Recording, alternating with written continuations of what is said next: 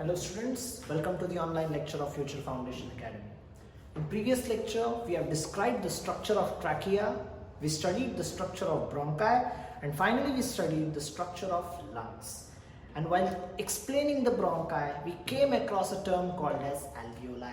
And as I mentioned, we are going to study alveoli in detail today. You can see structure of alveoli I've already drawn on the board.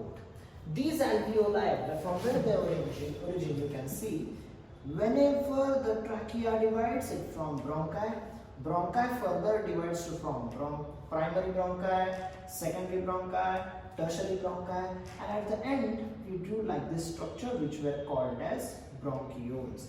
And at the end of bronchiole, at the end of each bronchiole, there are bundle of grape-like structures which are called as alveoli.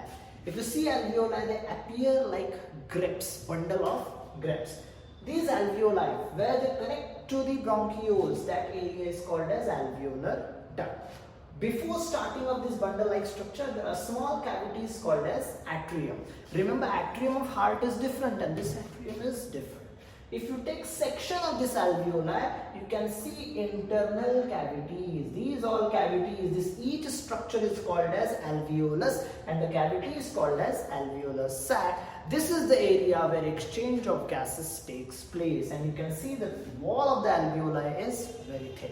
Now, how the exchange of gases takes place? For exchange of gases, alveoli are supplied with lot of blood vessels, lot of blood capillaries. But from where this blood capillary comes, let us see that. In previous chapter of circulation, we have already studied structure of human heart. Human heart is composed of total 4 chambers, right side, left side, right atrium, right ventricle, left atrium, left ventricle. We know a pipe originates from the right ventricle is called as pulmonary artery. This pulmonary artery, which carries deoxygenated blood, it again divides to form right and left branch.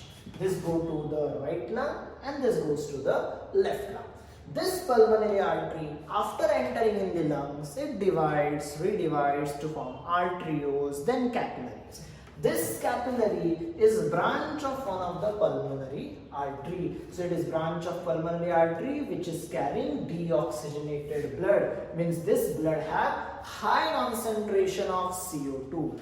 When it passes through the alveoli or surrounding the alveoli, it again divides to form bundle of capillaries. Since the wall of capillary is very thin, wall of alveoli is very thin, exchange of gases takes place here with the help of a process called as diffusion, and then further these capillaries unite to form venules and they form a branch of pulmonary vein which returns to the heart through 4 different openings in left atrium. So this circulation between lungs and heart is called as pulmonary circulation, which we have already studied in previous chapter.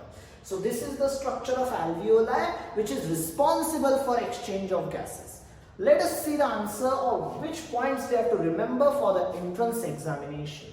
I have already written here, alveoli are extremely thin walled, and this nature of thin wall helps the alveoli for exchange of gases. In second point I have mentioned here, alveoli is lobulated. You can see these branches, this is lobulated. They have grapes-like structure. There are many lobes. They are lobulated and they have bundle of capillary network. So all these 3 conditions helps the alveoli in exchange of gases.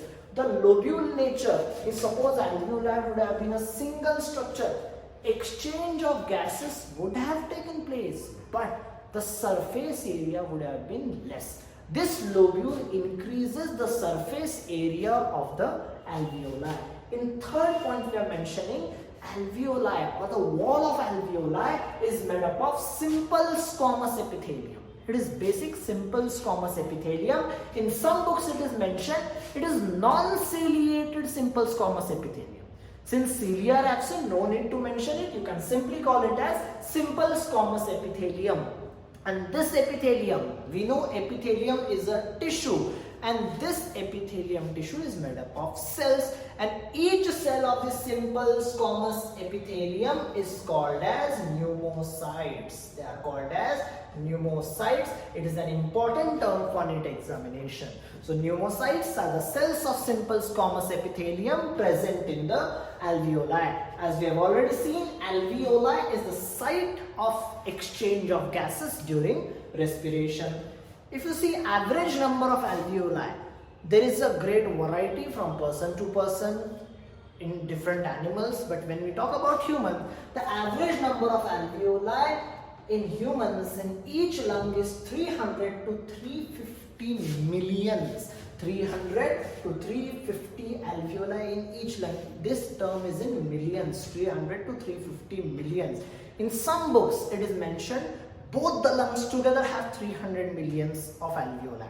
The actual number is 600 to 700 millions alveoli in both the lungs. Hence in each lung it will be 300 to 350 alveoli. This all is mentioned in millions. But if you see the total surface area of alveoli, that value comes across nearly 70 meters square. If you take complete skin surface, that value goes only up to 1.6 meters square. Hence we call skin as the largest organ of human body.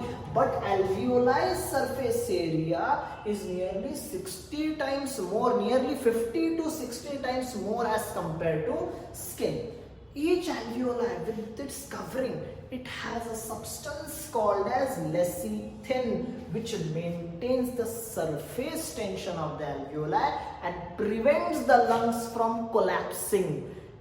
We are going to study a disease at the end of the chapter in respiratory disorders, where this word will be studying there, because in childhood, when a newborn baby has lack of lecithin, the lungs collapses. That condition we are going to mention here.